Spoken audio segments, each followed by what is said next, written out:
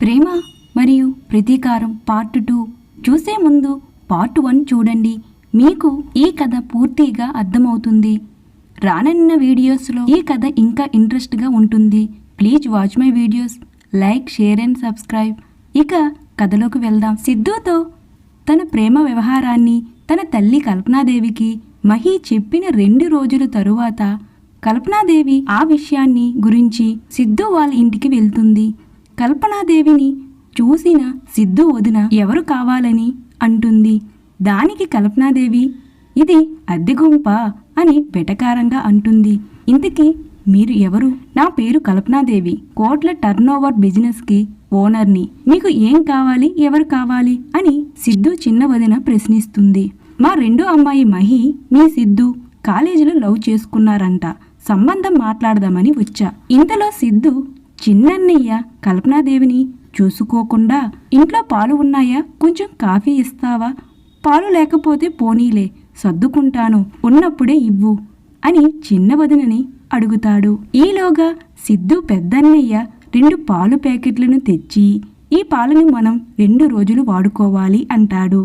ఇంతలో అక్కడికి సిద్ధు వచ్చి, అన్నయ్య నువ్వు పాలు కోసం వెళ్ళినప్పుడు 2 రూపాయల షాంపులు 2 తెమ్మన్నా, తలస్నానం చేసి 4 రోజులయ్యింది. సిద్ధు పెద్దవదిన, సిద్ధు మహి వాళ్ళ అమ్మా నాన్నంట సంబంధం మాట్లాడడానికి వచ్చారు. వాళ్ళని చూసిన సిద్ధు బొమ్మలా నిల్చుని పోయి వీళ్ళు ఏంటి ఇప్పుడొచ్చారు అని తనలో తాను అనుకుంటూ, మీరు కూర్చోండి మీకు కాఫీ ఇస్తాను అంటుంది సిద్ధు వదిన.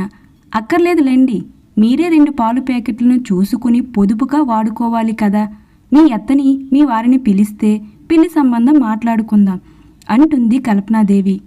ఒక్క నిమిషం పిలుచుకుని వస్తాను అంటుంది సిద్ధు వదిన. మొక్కలకు నీళ్లు పోస్తున్న అత్తని, అత్తయ్య చేస్తుంది ఆపి అర్జెంటుగా లోపలికి రండి, ఇప్పుడే మొదలుపెట్టానమ్మా, మిగతావి కూడా పూర్తయిపోనీయు అంటుంది. అబ్బా మీ పని అయ్యేదాకా పెళ్లి వాళ్ళు ఆగరత్తయ్యా. ఏంటమ్మా, మన సిద్ధు కాలేజీలో ఒక అమ్మాయిని లవ్ చేశాడంట, బాగా డబ్బున్న వాళ్ళ అమ్మాయి. ఆ అమ్మాయి వాళ్ళ అమ్మా నాన్న సంబంధం మాట్లాడడానికి లోన వెయిట్ చేస్తున్నారు అత్తయ్య. ఏంటమ్మా ఇది వాళ్ళు చేయకుండా ఇలా వచ్చేసారేంటి, మనకి కూడా ముందుగా తెలియాలి కదా, ఇప్పుడు తెలిసింది కదా అత్తయ్య, ముందు రండి అంటూ సిద్ధు అమ్మ, అన్నయ్య, వదినలు అందరూ హాల్లో ఉన్న కల్పనాదేవి దగ్గరికి వెళ్తారు. నమస్తే అమ్మా, నేను తెలుస్తూనే ఉంది మీరు సిద్ధు అమ్మని, వాళ్ళు అన్నయ్య వదినులని. మీ అమ్మాయి అన్నీ చెప్పిందా? కాదు, నేనే తెలుసుకుని వచ్చా, మీరు వస్తారని ముందుగా చెప్పినట్టయితే బాగున్ను అంటుంది సిద్ధు అమ్మ. మా అమ్మాయిని ప్రేమిస్తున్నాను అని మీ సిద్ధు మీతో చెప్పాడా అంటుంది కల్పనాదేవి. తలదించుకుని ఉన్న సిద్ధు వైపుకి చూసి, లేదమ్మా ఇప్పుడే మీ ద్వారా తెలుసుకుంటున్నాం అంటుంది సిద్ధు వాళ్ళ అమ్మ. అంటే వాడు మాతో చెప్పడానికి సిగ్గుపడి ఉంటాడు అని సిద్ధు పెద్దన్నయ్య అంటాడు. సిగ్గుపడటం కాదు, వాడికి సిగ్గే లేదు. సిగ్గు ఉండుంటే మీ గురించి, మీ స్టేటస్ గురించి అబద్ధాలు చెప్పి ప్రేమ పేరుతో మా మహిని మాయ చేసేవాడు కాదు. మీ ఫ్యామిలీ గురించి, మీ గురించి నిజాలు తెలుసుకుని వచ్చా అంటుంది కల్పనాదేవి. సిద్ధు, అది కాదమ్మా, అసలు ఏం జరిగిందంటే, అసలు మా ఆస్తి విలువ ఎంత తెలుసా? మీలాంటి 1000 కుటుంబాలను హోల్సేల్గా కొనే అంత. అయినా నేను కొట్టుకున్న చీరంతా ఖరీదు ఉండదు మీరు ఉంటున్న ఇంటి అద్దె. మీరు తాగే పాలు కన్నా మా కుక్కకి ఎక్కువ పాలు పడతాం. ఈ ఇంటి కోడల కన్నా మా ఇంటి పని మనిషి నీటిగా ఖరీదైన చీర కడుతుంది. అది మా రేంజ్, అది మా లెవెల్ అంటుంది. చూడండి కల్పనాదేవి గారు, మాకు డబ్బు కొత్త కాదు. మీ స్థాయి అంతా కాకపోయినా మా స్థాయిలో మేము మొన్నటి వరకు గొప్పగా బతికాం, అందరూ చెప్పుకునేలా బతికాం అని అంటాడు సిద్ధు పెద్దన్నయ్య.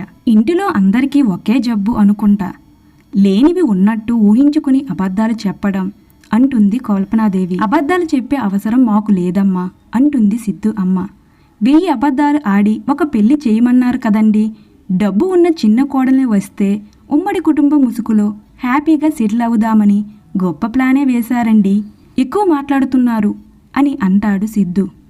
నిజాలు కదా, వినటానికి చాలా కష్టంగానే ఉంటుంది, దొరికిపోయారు కదా బాధగానే ఉంటుంది. అయినా రోజు గడవని వాళ్ళకి రోజు పండగ చేసుకునే వాళ్ళతో బియ్యం పొందాలన్న దురాశ ఏంటో విచిత్రం కాకపోతే అని అహంకారంతో అంటుంది కల్పనాదేవి. మనం ఇప్పుడు ఆలోచించవలసింది ఆస్తుల గురించి కాదు, ప్రేమించుకున్న మన పిల్లల గురించి.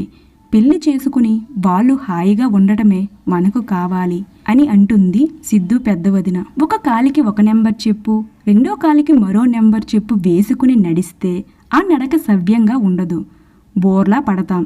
అలాగే భర్త స్టేటస్ భార్య స్టేటస్ ఒకటి కాకపోతే ఆ కాపురం సక్రమంగా ఉండదు, కుప్పకూలిపోతుంది అంటుంది కల్పనాదేవి. చూడండి, జీవితం అంటే డబ్బు మాత్రమే కాదండి, అది చేతకాని చావలేని మీలాంటి వాళ్ళు చెప్పిన మాటలు.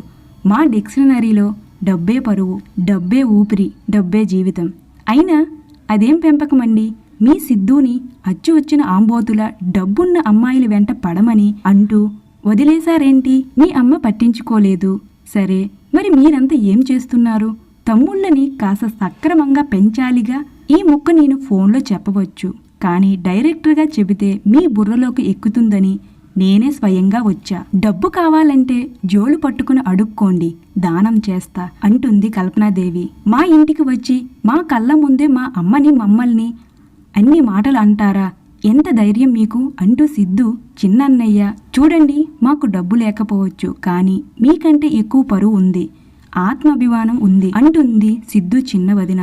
నువ్వు ఉండమ్మా, నేను మాట్లాడతాను. చూడండి అమ్మా, అసలు ఏం జరిగిందంటే మా సిద్ధు మోసం చేసిన వ్యక్తి కాదు. వాడు అమ్మా తప్పు చేసిన వాళ్ళలా ఎక్స్ప్లెయిన్ ఇవ్వనవసరం లేదు.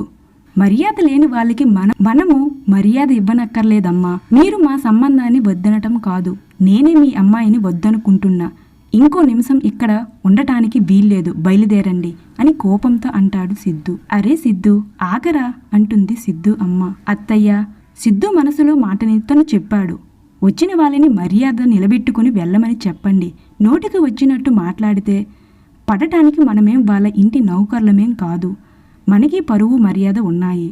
ఆ విషయం వాళ్ళకి చెప్పి పంపించండి అంటుంది సిద్ధు చిన్న వదిన.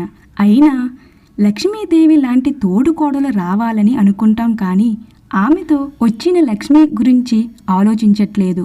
మాకు కావలసినది ఆమె మనసుతో వెంట పెట్టుకుని వచ్చిన ప్రేమ ఆప్యాయతను, అంతేకాని మీరు అనుకున్నట్టు మరేమీ లేదు అంటుంది సిద్ధు పెద్ద వదిన. కల్పన, పర్మిషన్ ఇస్తే నీకు ఒక మాట చెబుతాను అంటాడు మహి వాళ్ళ నాన్న.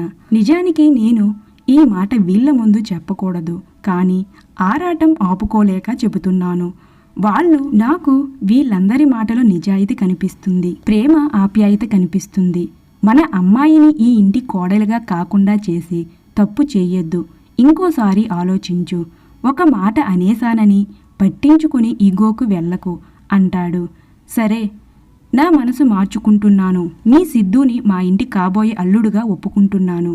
అంతేకాదు, మా అమ్మాయిని మీ ఇంటి కోడలుగా మనస్ఫూర్తిగా పంపిస్తాను. త్వరలోనే తాంబూలాలను మార్చుకుందాం. పంతులు గారితో మాట్లాడి ఫోన్ చేస్తాను, అందరూ మా ఇంటికి రండి అని చెప్పి వెళ్ళిపోతారు. ఆ మాటలకి సిద్ధు ఇంటి వాళ్ళు పట్టింపులకు పోకుండా సంతోషిస్తారు.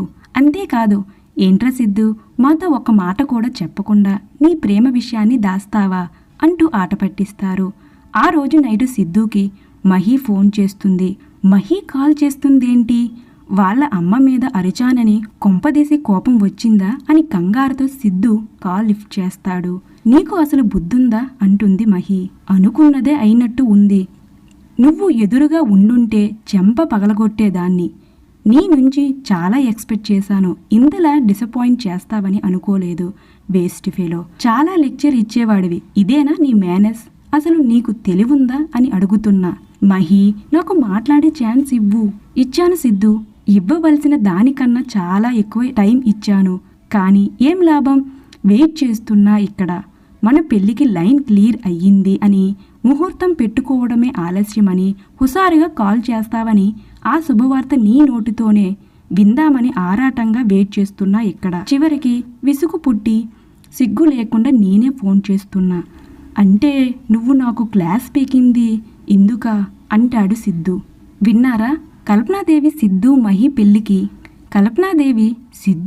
పెళ్లికి నిజంగానే ఒప్పుకుందా? హోదా, స్టేటస్, డబ్బు అని లెక్చర్ ఇస్తున్న కల్పనాదేవి ఇంకేదైనా ట్విస్ట్ ఇస్తుందా? తెలుసుకోవాలనుకుంటే please watch my videos, like, share and subscribe.